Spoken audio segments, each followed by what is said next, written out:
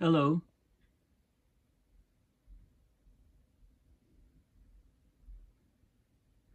I'm Paul Beckwith, and we're getting an increase around the globe of very powerful straight line winds from thunderstorm complexes. So the best example of where this is increasing is in the US. And these straight line winds are also known as derechos. So as a thunderstorm complex moves across the ground, parts of the thunderstorm can produce very strong downdrafts, which seem to be intensifying, and these downdrafts can lead to intense cold pools and increases in straight line wind velocities just underneath the thunderstorm. So a recent study was just done in the US. It looks at 40 years of data. And the difference in this new data is that there's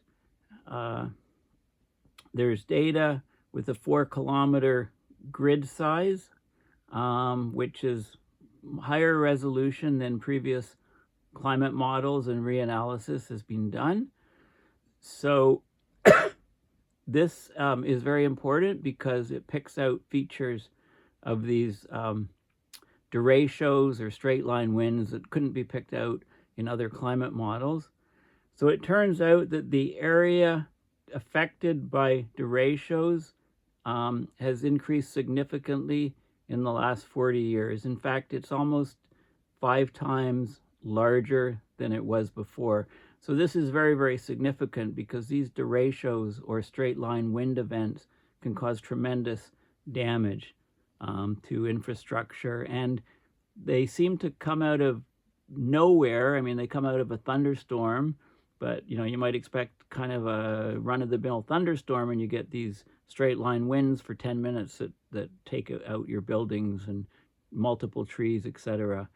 I've often filmed videos at Conroy Pit, the dog park, my local dog park in Ottawa, and the trees there were completely crushed, knocked over by these straight line winds, a derecho from a couple summers back. So let me get into the details of this very, very important wind event, which we're starting to learn a lot more about. So this is a paper which I'll be discussing.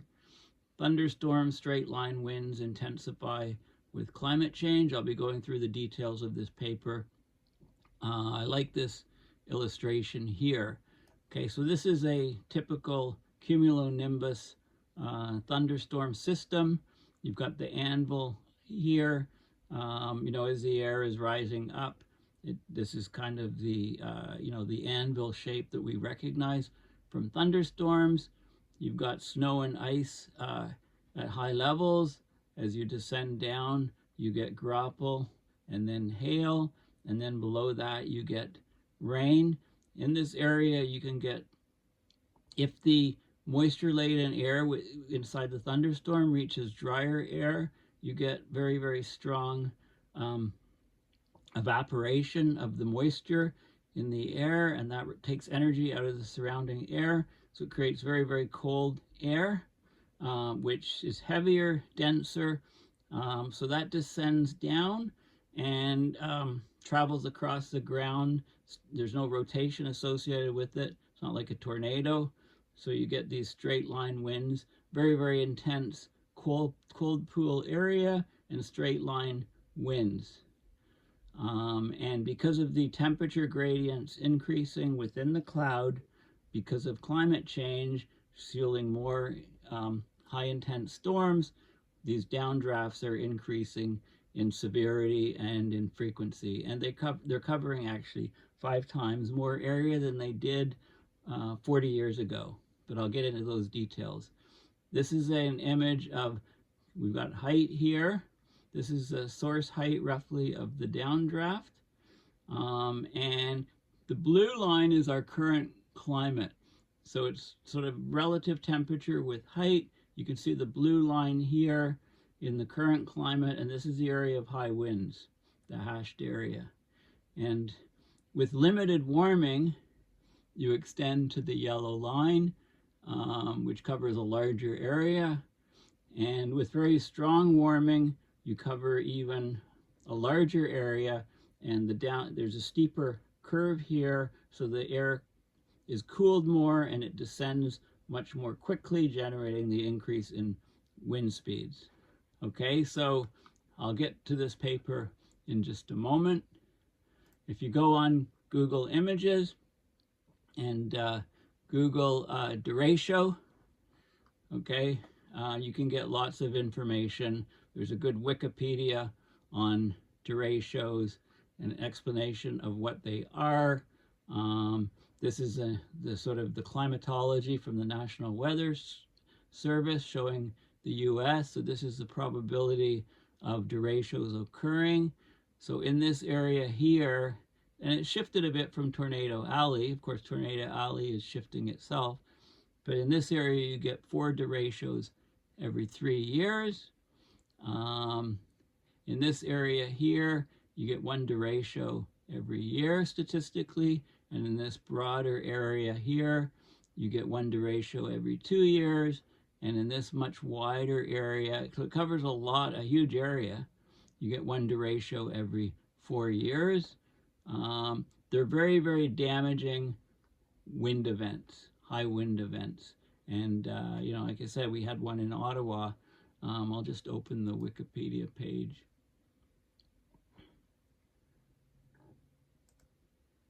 So, derecho is from the Spanish, derecho, or straight, it means straight. It's a widespread, long-lived, straight-line windstorm that is associated with a fast-moving group of severe thunderstorms known as a Mesoscale Convective System, or MCS. Okay, so these derechos, they can cause hurricane force or tornado force winds, heavy rains, flash floods. In many cases, convection-induced winds take on a bow echo, if you like. That's a backwards C, if you like, form of squall line. They can remain active. A derecho producing convective system may remain active for many hours and occasionally over multiple days. You know, and if these storm fronts are often moving fast, so it might hit an area and last for about 10 minutes in one specific area. So it talks about the development. So you get this sort of bow echo, you know, a gust front. This is a composite image of this storm system moving across 600 miles over time. 2012 North American derecho. One of the deadliest and most destructive, fast-moving, severe thunderstorm complexes in North American history. It caused tremendous damage and covered a vast area. Okay, so there's lots of different types of derechos and different systems. And there's this image I just showed you. You know, and you can tell, I mean, the trees, when they're knocked down, they're all pointing in the same direction. They're not showing variation in the direction they're falling, which occurs in tornadoes. Okay, you could also Google Images straight line winds, and there's lots of good information. So these trees, you know, a tornado the trees would fall down, be pushed down one way here, and on the other side of the tornado, this way here. Of course, derechos, straight line winds, all the trees are falling in the same direction. Okay, so there's lots of information. You know, tremendous damage can be caused by these. So straight line winds like this, tornado, of course, there's a rotation. Okay, so there's big differences here. Downburst. If you get a small microburst, the air, it's like the bottom of the sky falls out, the air rushes down, hits the earth, spreads in all directions. So the trees all fall radiating out from the center. or a macro burst, a bigger version. Then you have the tornadic winds, with the rotation, and then you get the derecho, the straight line winds. Okay, so there's lots of information on comparing the two. Okay, so let's talk about this study now. So this is, NCAR, UCAR news. So damaging thunderstorm winds are increasing in the central U.S. This was November 2nd, an article that came out. So the new analysis, the paper I'm talking about, it shows the impact of climate change on the outflow from the thunderstorms. Okay, so thunderstorms over the central U.S. are generating increasingly widespread damaging winds, which are associated with billions of dollars in damages. Destructive winds that flow out of thunderstorms in the central U.S. are becoming more widespread with warming temperatures, according to new research by the U.S. National Science Foundation is funding, and at NCAR is National Center for Atmospheric Research. So this new study, published in Nature Climate Change, shows that the central U.S. experienced a 5-fold increase in the geographic area affected by damaging thunderstorm straight-line winds in the past 40 years. So the data goes back 40 years. The research uses a combination of weather observations, so meteorological observations, very high-resolution computer modeling with a very small grid size that can capture these events, and also the analysis of fundamental physical laws to estimate the change in the winds, which are so short-lived and localized that they often are not picked up by weather stations. The weather stations see the progression of the storm on the radar, but they don't pick out the fact that these derechos can be occurring underneath that storm. You need a much finer grid size to do that. So the National Science Foundation, the NSF, funds the NCAR. It funds the National Center for Atmospheric Research. MIT Climate Grand Challenge on Weather and Climate Extremes is also funding the work. So thunderstorms are causing more and more of these extreme wind events. Said NCAR scientist Andreas Prien, the author of the new study. These gusts can suddenly go from no wind at all to gusts of 60 to 80 miles per hour, and that can be very damaging to buildings, power grids, and human safety. So straight line winds are caused by powerful downdrafts that flow from the base of thunderstorms. These winds are classified as damaging if they exceed 50 knots, or about 57 miles per hour.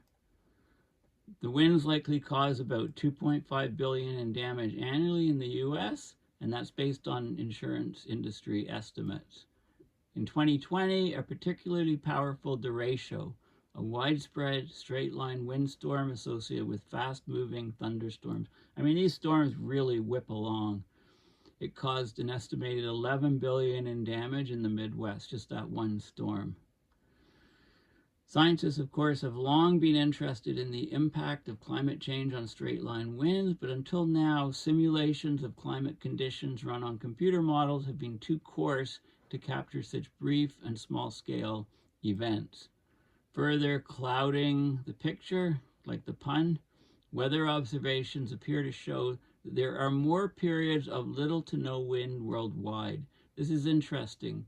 It's a phenomenon known as global stilling. You've heard of global dimming. Well, here's global stilling. Okay, again, global stilling, there's more periods of time where there's little to no wind worldwide. But paradoxically, maximum wind speeds are rising simultaneously. Okay, so basically, there's more periods where there's no wind, but when there is wind, it's setting record speeds for maximum wind speeds. So to determine if damaging straight-line winds are becoming more widespread, this study turned to a high-resolution computer model simulation that NCAR scientists recently produced in collaboration with the U.S. Geological Survey. So the advanced simulation is named CONUS 404. CONUS is continental, C-O-N, United States, and it's 40 years 40 years plus years is a study interval, and the resolution, it simulates climate and weather and water hydrological conditions at a resolution or grid size of 4 kilometers, which is 2.5 miles across the continental US. Okay, so higher resolution model. So the study looked at summertime conditions in the central US, which is a global hotspot for straight line winds. The high resolution modeling let them get a fine-grained picture of winds. So the analysis expanded from 95 weather stations to 109,387 points in the simulation. So basically, straight line winds have increased in the last 40 years by about almost 5 times, actually 4.8 times. And then the accuracy of the simulation was checked by comparing it to measurements of selected winds in the past, like the 2020 derecho. The simulations reliably captured the straight line winds as opposed to previous coarser simulations with larger grid size that failed to capture many such events. Okay, so then this led to the question of whether climate change could be responsible for the increase of winds.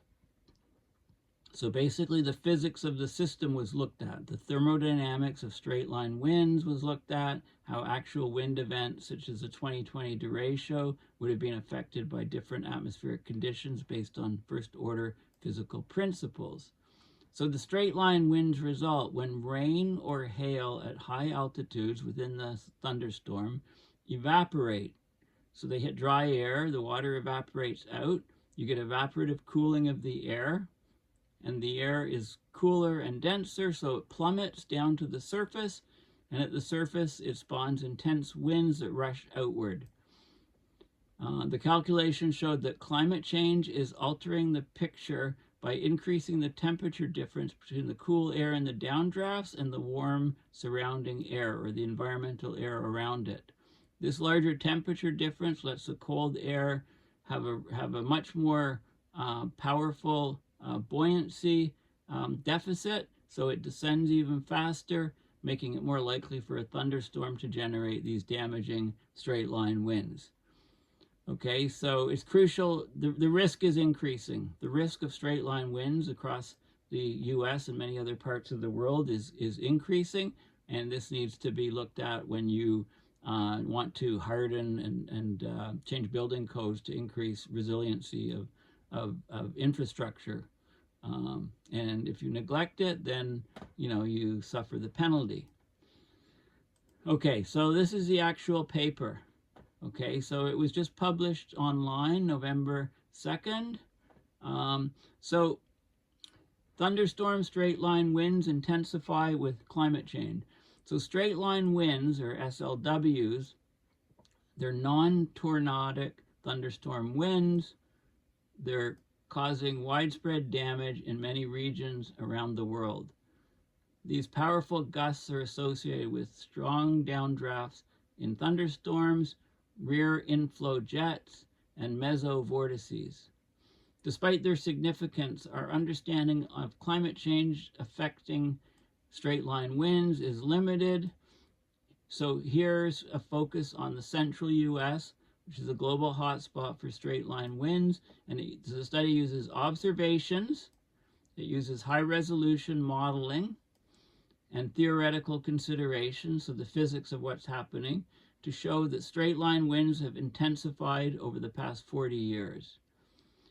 Theoretical consideration suggests that straight line winds should intensify at a rate of 7.5% per degree Celsius increase of warming, but the observed rates show a more pronounced increase of about 13% per degree Celsius. You might notice this 7.5 or 7. Okay, the Clausius-Clapeyron equation says that the air can hold about 7% more water vapor for every degree Celsius, and it was thought that that would increase storms by about 3.5 or 4%.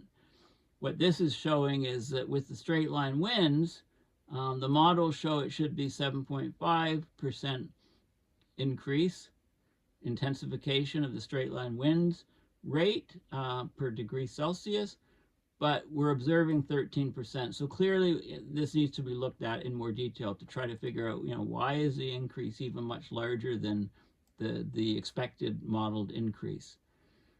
The simulation results indicate a 4.8 plus or minus 1.2 fold increase in the geographical extent affected by straight line winds during the study period.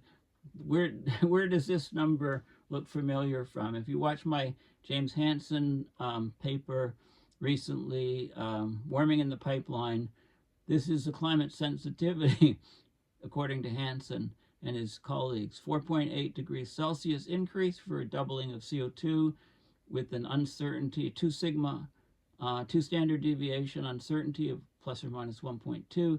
So that could be actually as low as 3.6 times or as high as 6 times. And this is the increase in the geographic extent hit by straight line winds over the last 40 years. Okay, but it's just interesting to see that number again. Okay, so let's have a look. There's various types of, well, I'll go quickly just on the intro and then I'll show you the figures. So straight line winds cause substantial damage to buildings, energy grids, agriculture production, and human safety. They're far more frequent than tornadoes, but little is known about their characteristics in many regions, particularly the global south. More than 80% of the annual maximum wind speeds in the central and southeast USA are associated with convective storms. However, observing straight line winds is challenging and large inhomogeneities exist in observational records, complicating climate change trend assessments. Also, it's a very localized footprint for these events, even in larger scale storms, and they have a short lifetime in a specific region, 10 minutes. And the reason why the lifetime is so short is because these convective storms are barreling across the ground. So they only go over, although the storm itself can go 600 miles or halfway across the country over a period of a day or longer, they only impact a given area for about 10 minutes because they're moving so quickly. So straight line winds occur across a variety of scales. It could be like from microbursts, macrobursts, and derechos. They're all in this category of straight line winds. They can develop under a wide range of shear and atmospheric instability conditions. Shear is winds going different directions at different altitudes, with steep negative equivalent potential temperature gradients in the lowest 200 hexapascals, so from basically the jet streams down to the ground. So basically, the key to the development of the straight line winds is the outflow from the base of a downdraft in thunderstorms. Strong downdrafts typically develop due to negative buoyancy caused by evaporative cooling when precipitation follows through a layer of unsaturated air, so falling through drier air. So then the evaporative cooling results in a cold pool of air that, if it's maintained, can create a meso high that can further organize and intensify convection. Okay, so not much is known about how the climate effects on these storms. We know that convective storms are expected to intensify under progressive warming, mainly due to an increase in moisture availability and increases in this convective available potential energy, or CAPE. Okay, it's the energy of the atmosphere, the energy available to fuel the storms.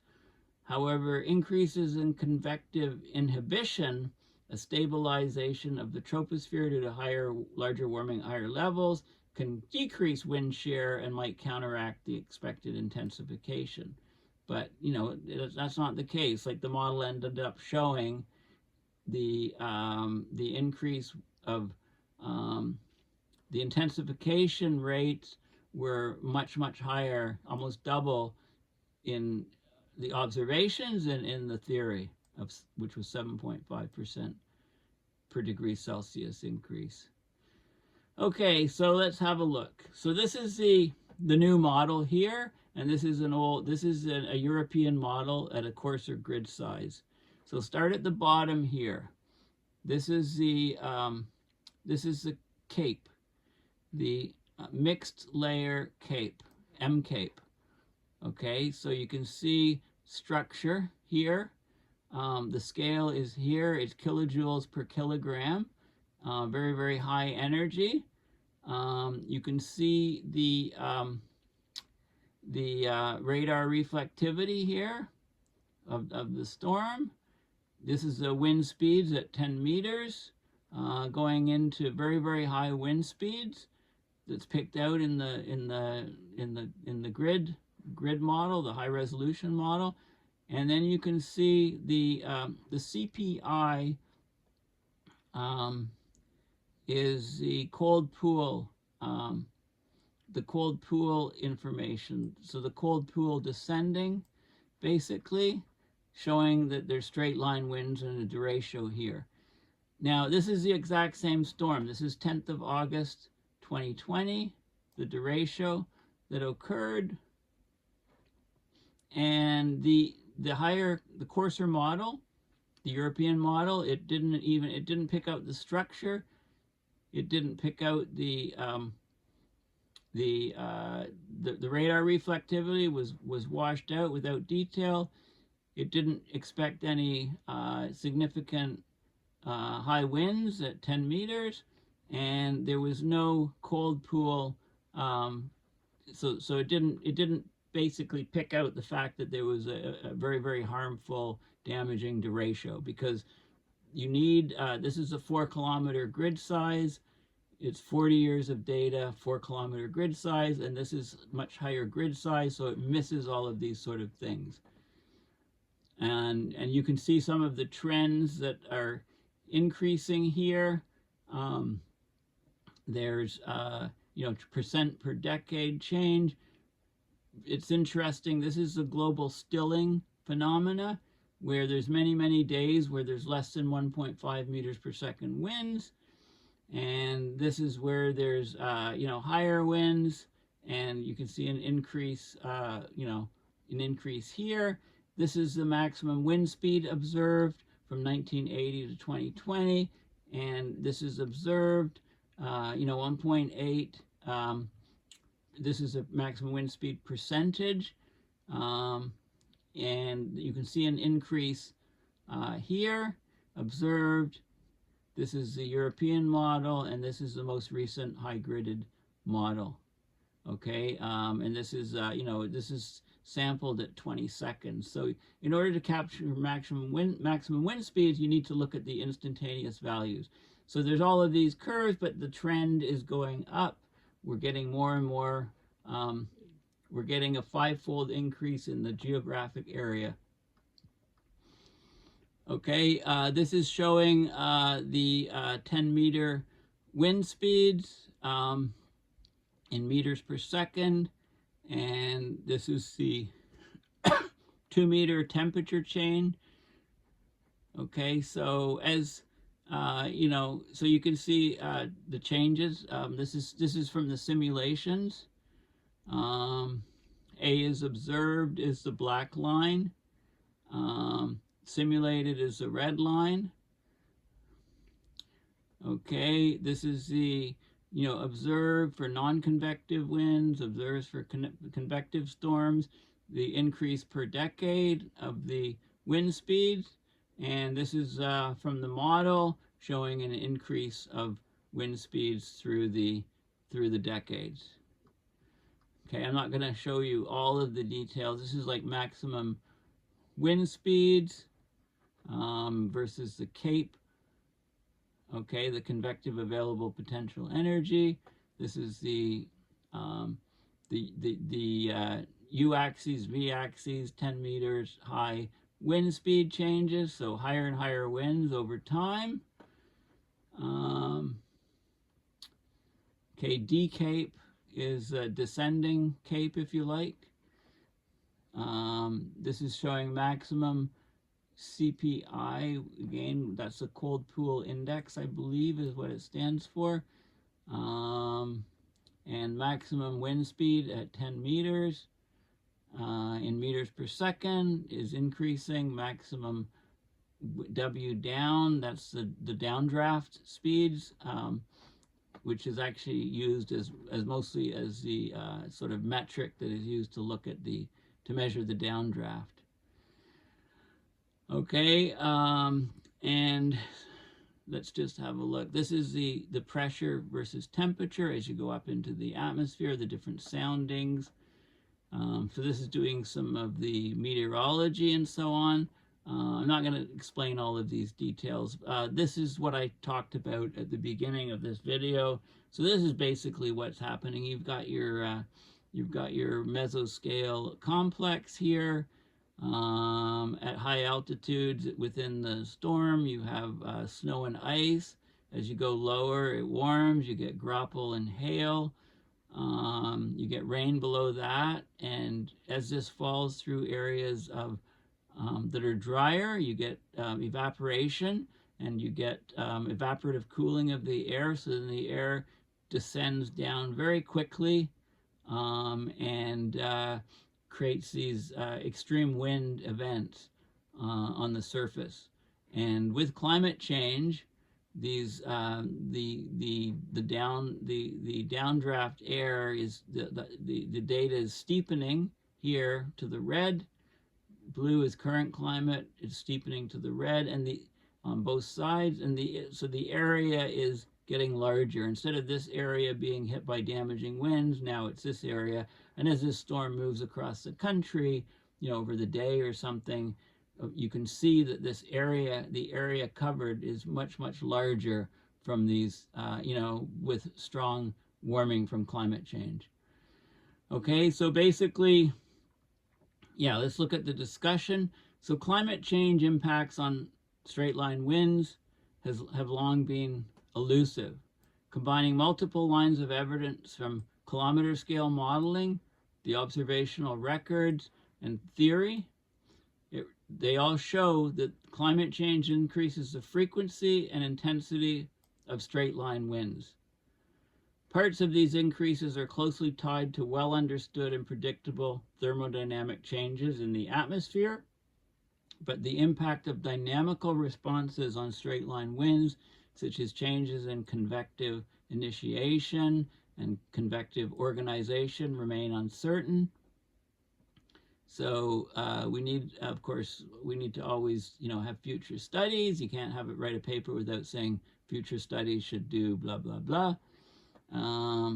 But, this is a big deal. These straight line winds are causing a lot of damages to places.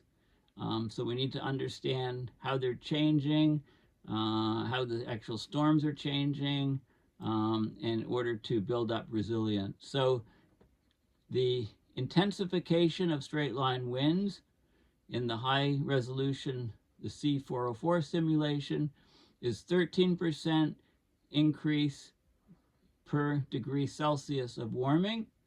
Wind speeds intensified at 0.22 meters per second per decade, with 0.6 degrees C of warming since 1980.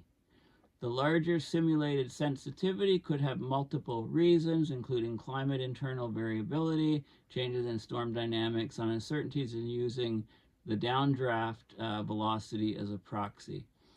In particular, changes in the development of the bow echoes on the front of the storm and the mesovortices in organized convective storms can impact surface winds and can intensify downdrafts. An increase in the source height of the downdrafts would also result in intensifying straight line winds. Okay, so such an increase is plausible because climate change results in an increase in freezing level heights. Okay, so basically, if these heights are becoming larger because of climate change, then the downdrafts can be that much stronger. Okay, that's what that is saying. Okay, so the key takeaways is that these straight line winds are causing widespread damage in many regions of the world. They're associated with strong downdrafts and thunderstorms, rear inflow jets and mesovortices. We don't understand too much about how climate change is affecting them until this paper was published. This paper uses observations, a high-resolution model, and theory to show that the straight line winds have intensified over the past 40 years. They're intensifying at a rate of about 7.5% per degree Celsius. That's the theory, according to theory, but we're actually observing an intensification at a much higher rate, almost double that, 13% increase per degree Celsius. They're hitting a much wider geographical extent, and in the central US, it's an increase of almost 5 times increase, in the last 40 years. So this is very, very significant. It's not just your imagination. These derechos are occurring, and they're intensive. They're stronger than they were before, and they're affecting much larger area than they were before. In fact, 5 times the geographical extent or area of damages from these powerful derecho type straight line wind events. So thanks for listening. Please consider going to my website, paulbeckwith.net, and donating to my PayPal to support my research and videos. Thanks again, and bye for now.